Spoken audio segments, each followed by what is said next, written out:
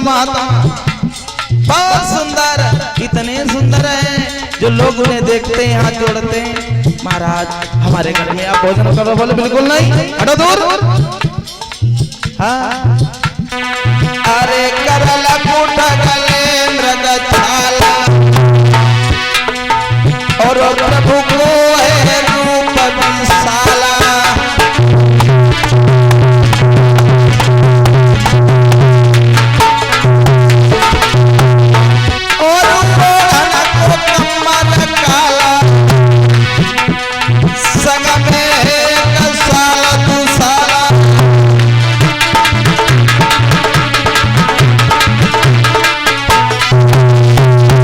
बहुत सुंदर महात्मा बने, चले बावन भगवान राजा बलि को छलने के लिए।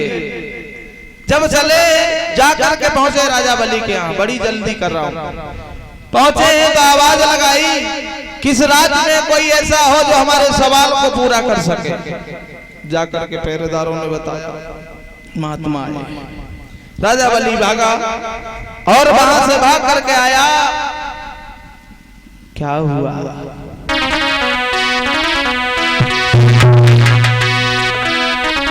अरे खुश बकती छाई गई तन में,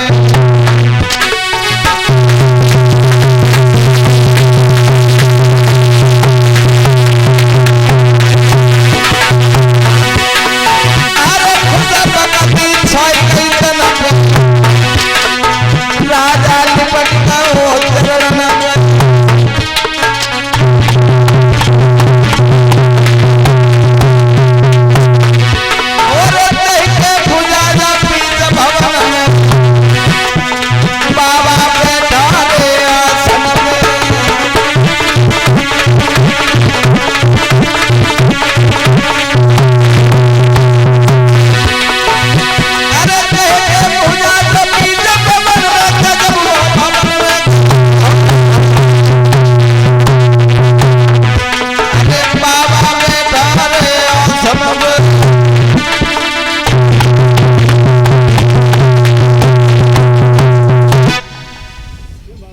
बाबा की कलाई को पकड़ा और कहने लगा भगवान बैठिए, हमारे तो सब अबोभाग हैं जो आपके दर्शन हुए।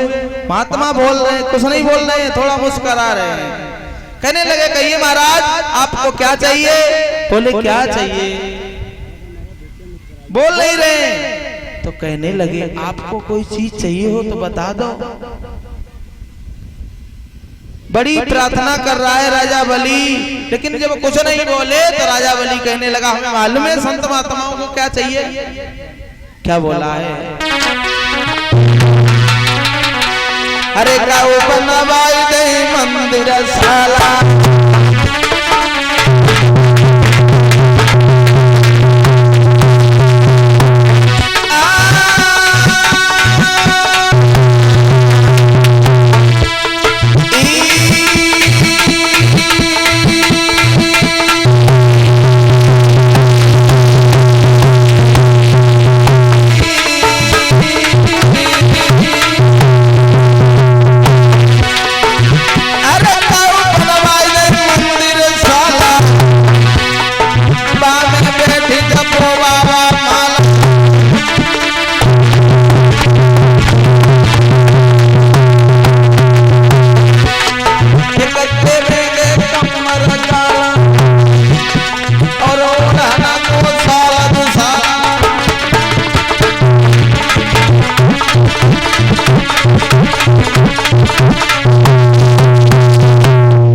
जब इतनी आवाज लगाई तो राजा बलि कहने लगे हम तुमसे मांगने के लिए थोड़ी कुछ आए, बस ज्यादा नहीं, मुझे 3.5 कदम जमीन दो।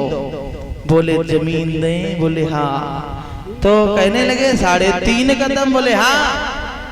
जब ये बात कही तो बोले 3.5 कदम? अरे संत महात्मा 3.5 कदम में तुम करोगे तो क्या करोगे? ऐसा करो, चलो आप चलो जहाँ चाहो वहीं पे मांग लो और नाप लो। तो कहने लगे ऐसे नहीं, संकल्प करो, संकल्प। राजा बलि कहने लगे तुम्हें विश्वास नहीं है? बोले हमें विश्वास नहीं है, हमें 3.5 कदम जमीन चाहिए। तो संकल्प करने के लिए राजा बलि ने हाथ में जल लिया, लेकर के आया। तब तक शुक्राचार्य आ गए, देखा एक छलिया को बैठे हुए, तो शुक्राचार्य कहने लगे राजा बलि ये महात्मा तुम्हारे यहाँ बैठा है, क्या आपने इसे कुछ देने का वादा तो नहीं किया? बोले वादा तो कर दिया 3.5 कदम जमीन देने का। बोले ये महात्मा नहीं है, ये छलिया है, 3.5 कदम जमीन। राजा बलि पागल हो गया है, संकल्प मत करना। बोले क्यों? सुनो, तुम्हें नहीं मालूम है। समझाने लगे गुरु शिष्य को कि राजा बलि मत करो दान जमीन को, राजा बलि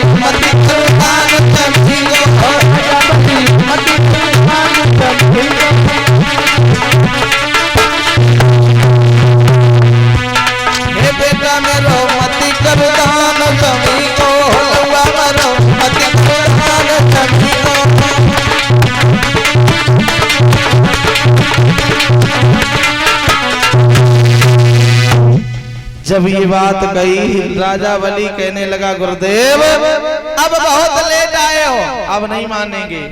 तो राजा बलि ने जब संकल्प करने के लिए जल छोड़ा, उजली में तो शुक्राचार्य टोटी में बैठ गए, केतली की टोटी में घुस गए। बावन भगवान कहने लगे राजा बलि इसमें जल लाए हो या नहीं लाए हो? बोले महाराज जल तो हम पूरा भर के लाए हैं।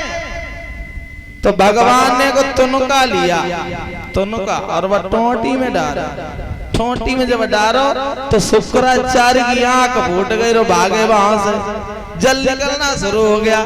संकल्प हुआ, भगवान ने जिस समय संकल्प किया तो इसकी राजा बलि की लड़की थी जिसका नाम था रतनमाला। इतने सुंदर लग रहे थे, तो रतनमाला ने मन में ये सोचा था कि इतना ही सुंदर बालक मुझे मिल जाए तो मुझे इसे दुग्ध पान कराएंगे। तो भगवान का नहीं, बावन भगवान ने कहा था जाओ रतनमाला ये तुम्हारी मनोकामना भी हम द्वापर में आकर के पूर्ण करेंगे। तो बही पूतना थी, बही राजा बलि की लड़की रतनमाला बही पूतना थी, भगवान श्याम सुंदर को खिलाने लगी। अब बही पे आ जाइए, खिलाने लगी है तो रतनमाला जो पूतना बनी थी इसने अपने स्तनों में कालकूट नाम का जहर लगाया था। वो जहर अगर नाखून पे रख लिया जाए तो काला पड़ जाएगा। बही जहर अपने स्तनों में लगा करके भगवान कन्हैया को दुग्ध पान कराने लगी। यशोदा तो चली गई, लेकिन भगवान श्याम सुंदर ने दूध पीते पीते उसका खून चूसना शुरू कर दिया। जब खून चूसना शुरू कर दिया तो पूतना ने विकराल रूप रखा। जब विकराल रूप रखा है और अपने बदन को बढ़ाया, बदन को बढ़ाया और लेके भगवान कन्हैया को पूतना आकाश में उड़ी। भगवान श्याम सुंदर ने पूतना के बदन से चिपट गए, लेकिन पूतना को छोड़ नहीं गए, आकाश में उड़ गई। आधी तूफान चलने लगे कि जब भगवान श्याम सुंदर ने दूध पान करते करते पूतना के प्राणों को खींच लिया, जाकर के जंगल में गिरी है तो बन के बन टूट गई, इतना विकराल रूप था। इस तरीके से पूतना का वध भगवान कन्हैया ने किया। इधर यशोदा ढूंढने के लिए चली है तो लाला को देखा पूतना मरी पड़ी है, कन्हैया खेल रहे, भाग करके उठा लिया, हमने जान नहीं पाया। इतनी बड़ी राक्षसी आती है, लेके यशोदा कन्हैया को आई और जब घर में आ गई तो अकासुर, बकासुर, दैनिकासुर, कंस ने सब राक्षस भेजे, लेकिन कोई लौट के नहीं गया। किसी ने ये नहीं बताया है जाकर के कि कन्हैया गोरा है या काला है या छोटा है या मोटा है, कोई लौट के ही नहीं गया।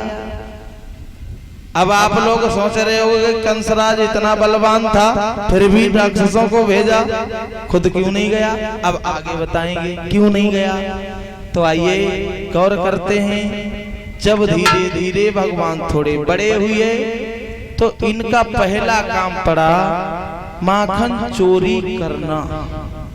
माखन चोरी करना, दूसरे को घर की छाछ दही माखन खाने की आदत पड़ गई।